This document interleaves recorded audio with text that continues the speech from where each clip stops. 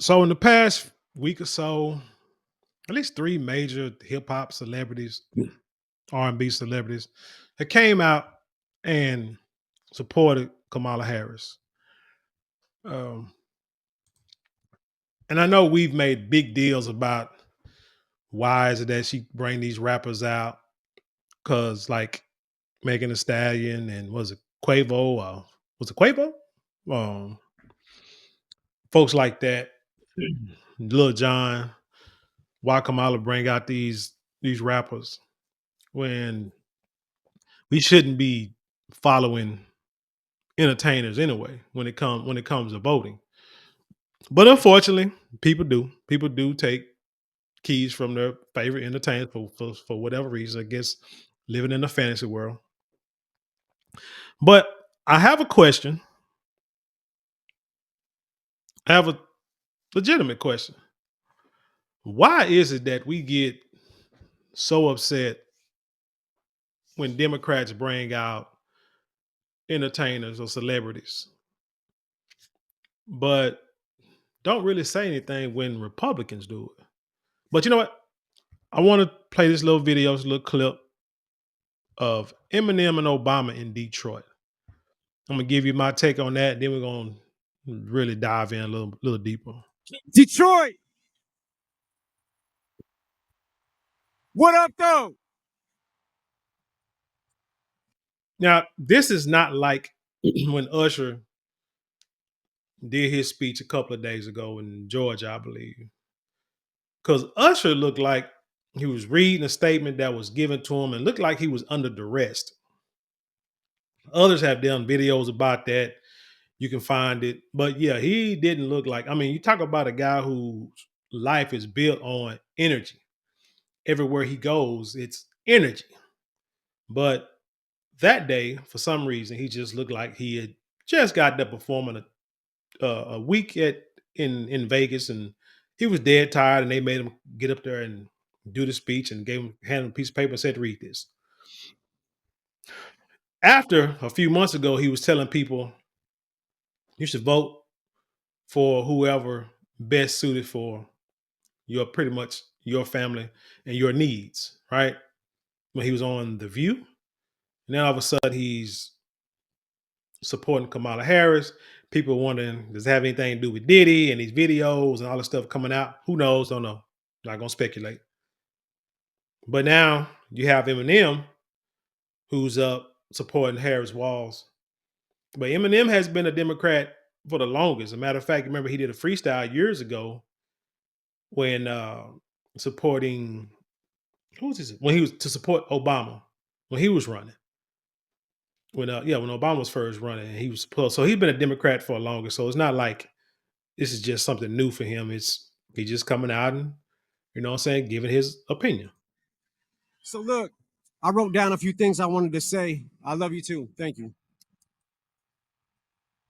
I'm here tonight for a couple of important reasons. As most of you know, the city of Detroit and the whole state of Michigan mean a lot to me. Oh. But let me give you some context really of why I feel that Eminem is here and Obama is here. Because remember, they said, after Obama did that speech where he told black men he's ashamed of y'all for not voting for Kamala Harris because y'all don't want a woman over you, whatever. And they say Obama went into hiding, hadn't been seen since. Then all of a sudden, boom, he pops out here. Boom, they bring on Eminem here. Boom, they bring out Lizzo, right? Because if you recall, not too long ago, Donald Trump said something that people, I think, misconstrued. He said that if Kamala Harris becomes president, the whole country will just end up like Detroit. And people got into their feelings about that. But if you actually look at Detroit, look at the history of Detroit, I took it as what he was saying is Detroit used to be thriving. Detroit had businesses. Like Lizzo said, was the R&B boom and the automobile boom started in Detroit, right? Okay, yeah, it did, but then over time, y'all lost them factories. Over time, Motown moved from Detroit to LA.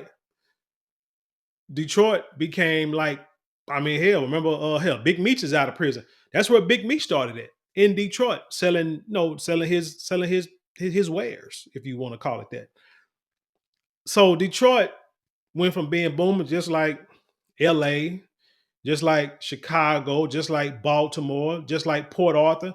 Any city that had ports and where, where it had like shipping ports and industries thrived in, black folks would like move there, did great migrations to these cities, made a lot of money, and then all of a sudden these businesses left these cities where all these black folks was working, and they went overseas. They went to Mexico for cheaper labor, for cheaper cost, and it hurt Detroit.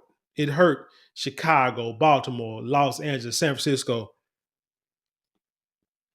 what have you. It hurt these port cities or these business, or these cities with these factories. Not really necessarily, that's not necessarily ports, because ports are still thriving, but like these cities with these factories, Dayton, Ohio, it hurt these cities and it hurt the community. And that's what happened to Detroit. So but now Detroit, from what I'm hearing and what I'm seeing, is starting to rebuild. But that's because these big corporations, people with money, are now buying this land and these businesses for cheap, and they're going to try to revitalize Detroit. So that's what's happening right now. But I felt what Trump was talking about is how Detroit was the top of the food chain and then dropped because things like migrants, things like job deportations, things like not having charging tariffs on companies sending stuff over here, trying not to keep jobs over here. Your boy Bill Clinton did things, did stuff to put them jobs overseas. Trump had to redo that NAFTA deal because he's trying to keep the jobs and the money in America. Okay, so what if the stuff do cost more money? But if you're making more, it kind of offsets. Like I tell people, I go to the store. I think one of my biggest problems, I make decent money. I ain't rich by any means, but when I put gas in my cars, it's always premium. I don't even look at how much it costs. Used to do it back in the day, but now I just put the tank in my car, lock the door, and walk around, make sure ain't nobody trying to run up on me. People just, that's just things you got to do. I go to the grocery store. For the most part, I see how much stuff costs. I know groceries used to be, used to cost me $10 a bag for groceries. I just remember this back in the day. Now I know it costs me maybe like $20, $30 a bag, no matter what I get. Know I'm gonna walk out with bags in my hand, knowing I'm gonna spend $100, which kind of throws me off when I see people with a basket full of groceries. I'm like, nigga, that's $1,000 worth of groceries you got in that basket. Easy, high in the hell, unless you got some damn good coupons or whatever. But still, it's still gonna be like a few hundred, at least $500 worth of groceries. I'm sorry, you're not walking out of here without spending $500 worth of groceries with a cart full of food. How's that possible? But anyway, like I said, I buy groceries, go to the store, don't even worry about how much it costs, because I make more now than I did years ago. So yeah, I watch my money. Don't get me wrong, I do watch my money, how much I'm spending, but I know that when I go in, it's gonna cost and I need it. So what I'm gonna do? My bills are paid, my needs are met. I can buy groceries like that. So like I said, it's okay if it costs more if you're getting paid more. So it offsets it. The problem is things are costing more and nobody's getting paid more. And when someone does get paid more, let's say you have two people and they're not making a lot. So now we say the businesses say, okay, we're gonna take minimum wage from 7.25 to 15, 16, $17 an hour. And everybody like, yay. Well, no, not yay, because as a business owner, I still need to make my profit. So I gotta let you go and keep this person. And now I'm gonna bring in a robot, a kiosk, to do this person's job. So I can afford to pay you this. But somebody gotta go. So throw a stick out there like on the Batman movie, The Dark Knight, with the Joker. Broke a pool stick thrown on the ground. Say, hey, I got one job left. It's three or four of y'all. Y'all fight over who wants to work for me. I'll be out in the car waiting. That's how cutthroat it is. So anyway, Donald Trump was basically saying Detroit was thriving. Detroit because of past policies and things that were put into place by, you're gonna say like, well, I ain't gonna say just Democrats, but past politicians. He's like, no, we're gonna bring everything back to America and make America first. So that's the context. And going into this election, the spotlight is on us more than ever, and I think it's important. Oh yeah. So I went off on a tangent. I'm a soapbox. But anyway, that's why I think President Obama came to Detroit, because everybody got into their feelings because Donald Trump was said something bad about Detroit. So they thought, and nobody wants to hear the truth. People want you to tell them what they want to hear. You can know that you're in a jacked up situation. And 9 times out of 10, you might have put yourself in a jacked up situation. But yet you don't want nobody to say, hey, you in a jacked up situation. You need to do something to change that. You can't tell me what to do. You can't tell me how to raise my kids. You can't tell me who I need to, if I need to get a job or stuff like that. You can't talk to me like that up here. I quit. Dude, you need to fix your attitude and the way you do things and grow up and control and fix what you can to make you and your life, you and your kids' lives better, and your family and those around you better. That's what you got to do. But Detroit people, but Democrats know how to play on emotions. That's what they do. No fear mongering.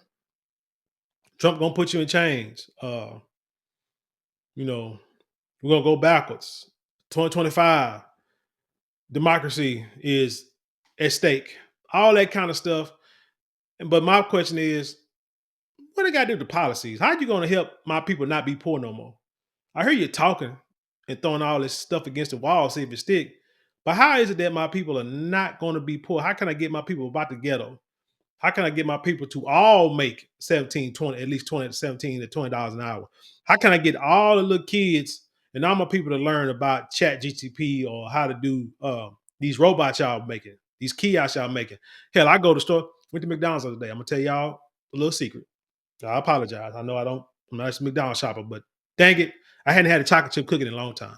And I was fiending. I'm sorry. So I said, I remember who used to make chocolate chip cookies. I ain't bought McDonald's chocolate chip cookies in years. When I used to get them, they were 3 for $1. I said, I need a chocolate chip cookie. I ain't had no sweets in a while. Good Lord, I'm just gonna put my trench coat on and my hat and my shades and my fake beard. I'm going to McDonald's and get me 3 chocolate chip cookies, and them son goes to damn near $2. Let's not get into that. But when I walked in, I was confused because I saw this, I think it was a kiosk at the front. When you first walk in through the door, it's like a little kiosk there, and it was out of order. Walked up to the counter, I saw something that said register code, register closed, and wasn't nobody up there. I see a couple people in the back, but I'm like, see some customers standing there, see some workers in the back. I'm like, well, who's working up front? So again, I look at the kiosk, look down, and now I'm confused. I feel old. Now I feel old and out of place. So now I know how my parents felt when VCRs came out, and me and my sister knew how to work it, and they looking like, huh, how'd you figure that out? Now I'm getting to I see that I'm that age now. Lord have mercy, I want to shed a tear. Anyway, then finally some dude come out the back and was like, "Can I take your order?" I'm like, "Okay, yeah, let me get about 3 chocolate chip cookies." Like I said, the thing was like $3, like $2, like $2. My God, cookies were good though. But again, but anyway, that's neither here nor there. My point is, kiosk was towed up. So how you politicians, Kamala Harris, Donald Trump, what you going to do to make it to where my kids, my folks, not my kids grow, but to where our people will be able to learn how to repair these kiosks? Because every time you go into a store somewhere, a kiosk is down, a self checkout register is down, something is not working in these stores. Tesla's running over people and running into poles. That's where you need to make that. That's where we need to focus our attention at. That's where we need to focus our attention, especially for our children. And I always bring up children because they are the future. I'm in my 40s. I'm in my career. I know what I need to do, what I need to do to live until I die. I already got this stuff planned out and working on it. The children don't. Children still got a long way to go. They need to get these engineering with computer and software engineering jobs and skills. What you going to do to help my people get these skills who otherwise don't have haven't had the opportunity to learn other skills in the past, which is the reason why a lot of us are still living at or below the poverty line. And we got to start it when they babies, because when they get older and they get in high school and they bull corner through high school, and then one day somebody tell me to go to college, you're like, what? And then they say, you know, you can get loans out, and they give you like $5,000 a semester. I'm like, what? So now you can make you can make 10,000 and 15,000. Well, yeah, about 15, $20,000 a year on loans. Got to pay them back though. But who cares? This is easy money. My mind is not right. I don't know nothing about budgeting and financing and interest rate and stuff like that. I don't care what's gonna happen to me 10 years from now. We finna take this check and we finna run with it. No, I need y'all to teach and give my babies opportunities. So when they get older, they'll have this knowledge and can learn this software and computer programming and engineering. That's what I'm talking about. That's, you know what I'm saying? That's the stuff I need. Forget this fear mongering stuff. Give me a policy that's going to help us now and in the future. Because, hey, you letting Jimmy Carter vote at 100 years old. He won't even be here in 2 weeks. True. What about the people that's going to be here for the next 100 years? They still got 100 years to go. Important to use your voice. So I'm encouraging everybody to get out and vote, please.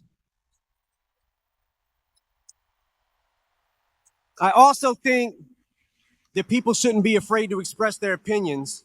And I don't think anyone wants an America where people are worried about retribution or what people will do if you make your opinion known. I think Vice President Harris supports a future for this country where these freedoms and many others will be protected and up. I don't know about freedoms because they are real good at censorship when it comes to these YouTube and Facebook platforms, and you're not talking in their favor. Upheld. And here to tell you much more about that, President Barack Obama. Hello, Detroit! You fired? Like I said, Barack Obama just came out of nowhere. But again, I think they're trying to play on people's emotions because of what Donald Trump said.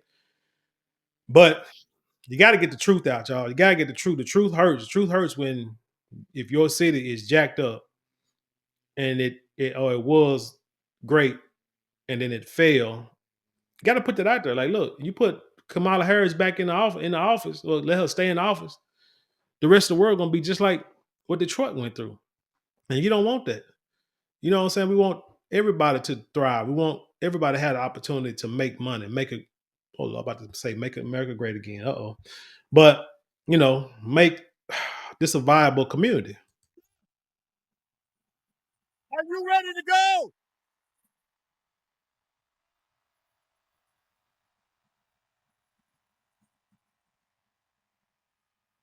Hey, I've got to say, let me just say, uh, let, let, let me just say,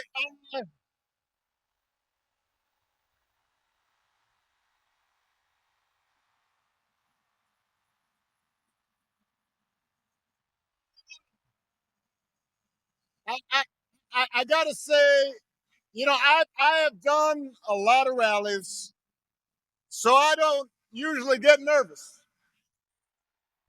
But I was feeling some kind of way following Eminem.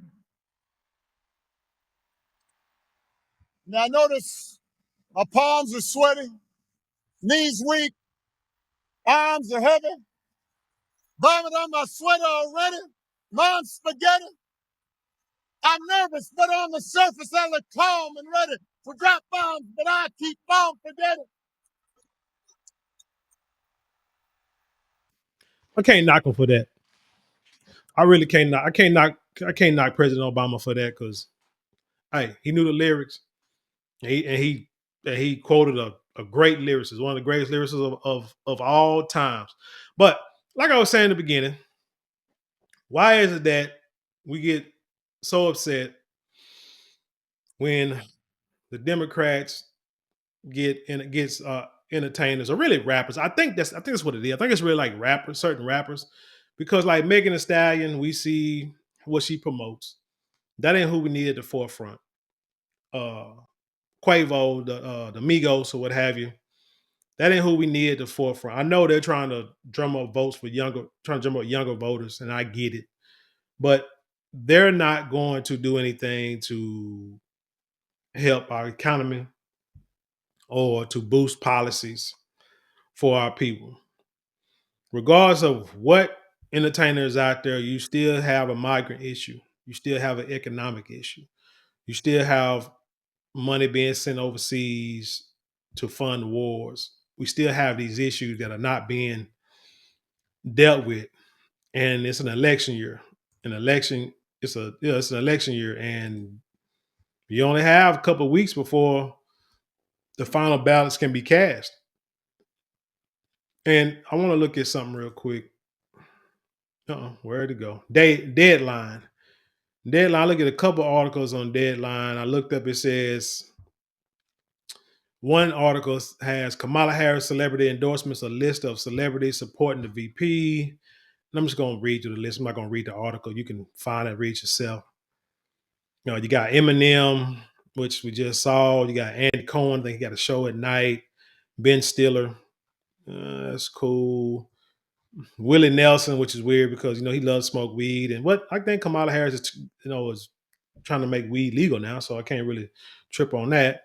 But I don't smoke or drink, so you got Cher, indifferent. Mandy Patinkin, Homeland, and The Princess Bride star.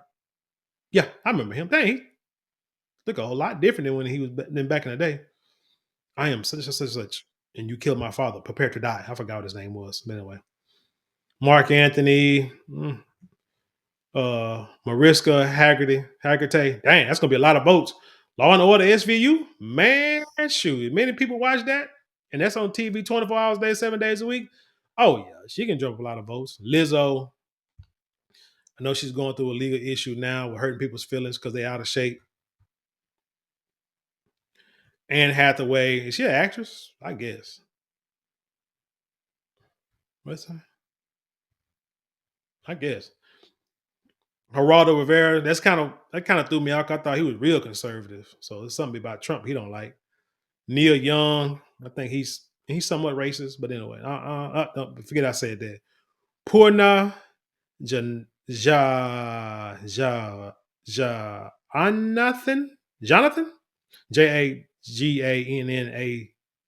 maybe just Jonathan, whose appearance Turtles All the Way and Wolves shows like Netflix, Never Have I will speak on the Southern Asian Stand Up for Kamala event on October. That's already passed.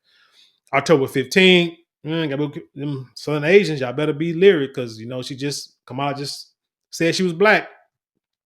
Sam Waterson, he's from Law and Order. There go more of them votes, so she'll get that.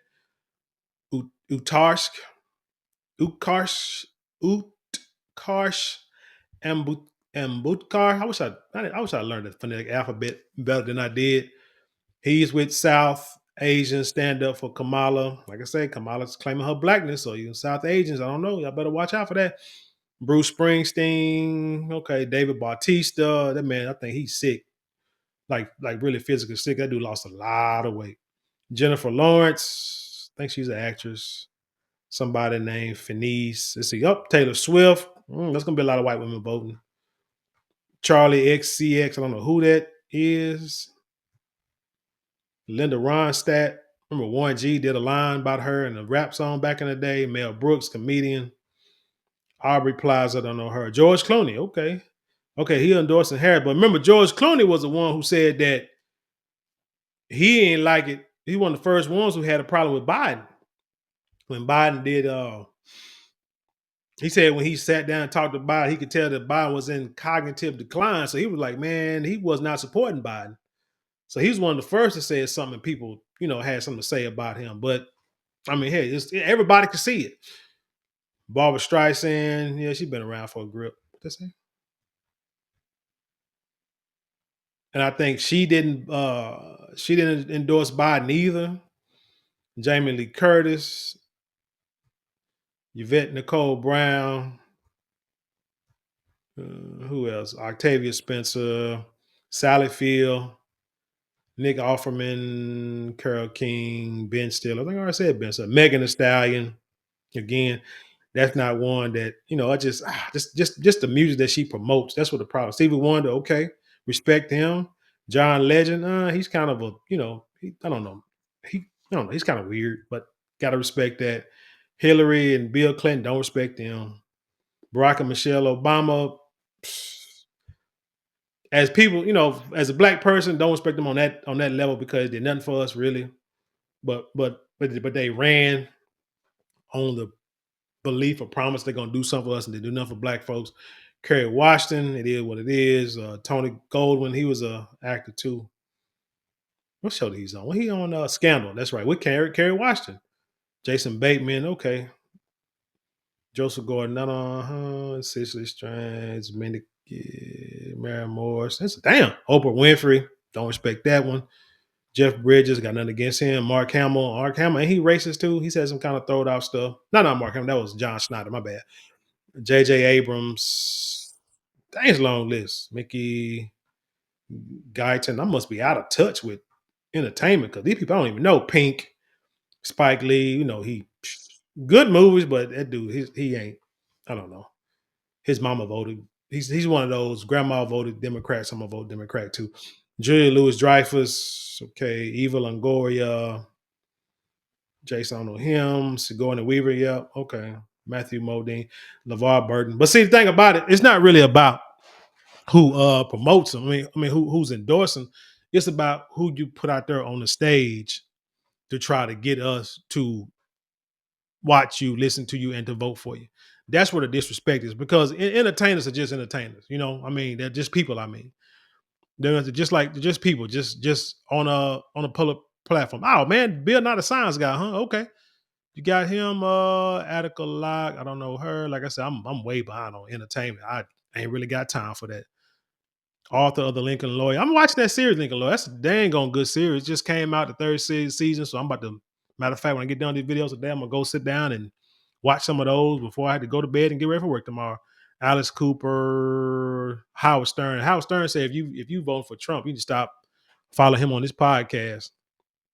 I would just stop watching him just on that alone, just by saying that. Because it's like, man, how you gonna who I vote for? I'm not saying I vote for Trump, but I'm just saying who I vote for should have nothing to do with my entertainment preferences. That's why I don't understand how like when family get into these big arguments about voting because it's important, but why are we voting? If we just vote on identity politics, no, we don't take identity to politics. We take identity to the streets. We take it to the street. We take it to our neighbors.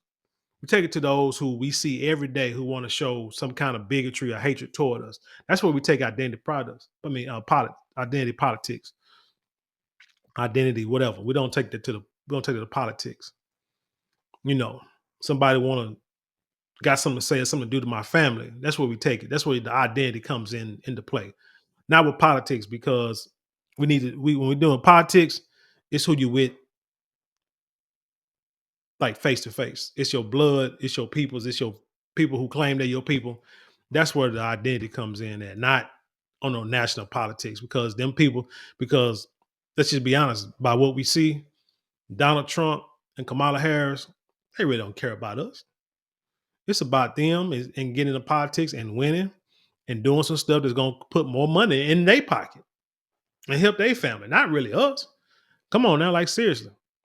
And then Deadline got Trump celebrity endorsements. Paula Dean, yeah, we know she done said the N word a few times. John Schneider, he done said the N word a few times. Something about black folks. Brett Favre, he done said, "Oh Lord, have mercy." Donald Trump, your first three they put out here ain't looking good for you. Brett Favre, we know how he stole money from poor people in Mississippi. Elon Musk, yeah, richest man in the world. I can't say nothing bad about Elon Musk. Victoria Jackson, I remember her. Joe Exotic, ain't he in prison? Yeah, that's what I thought. Who cares it? Why'd they put him out? Harrison Butker, I remember he did like a commencement speech talking down on like reproductive rights and stuff like that. So, conservative, I get it. Brittany Mahomes, conservative, I get it. John Daly, conservative, I get it. Kelsey Grammer, he seems like a conservative, I get it. Tucker Carlson, no surprise there. Jim Caviezel, Caviezel, Passion of the Christ, and he did other shows too. Let's see, Robert F. Kennedy Jr. He's more of a politician than a celebrity. Zachary Levi, he was in Shazam. Okay, Danica Patrick, Tara Manning, Kanye. Lord have mercy. Dennis Quaid, Randy Quaid. I don't know who Jason Aldean is. Savannah, I don't know Savannah Chrisley. Is that Chrisley? No, I'm thinking somebody else. Amber Rose. That's not really a good look. Kodak Black. That's damn sure not a good look. Dana White. Okay. Russell Brand. Okay. Right. Russell Brand and some of them did the videos, I think. Uh-oh. But Rob Schneider. You already said Rob Schneider. No. I'm talking about somebody. John Schneider. It's Rob Schneider. Okay. Roseanne Barr, she done said some questionable racist stuff. Kid Rock, he done said some racist stuff. My God, Lil Pump, I don't know who that is.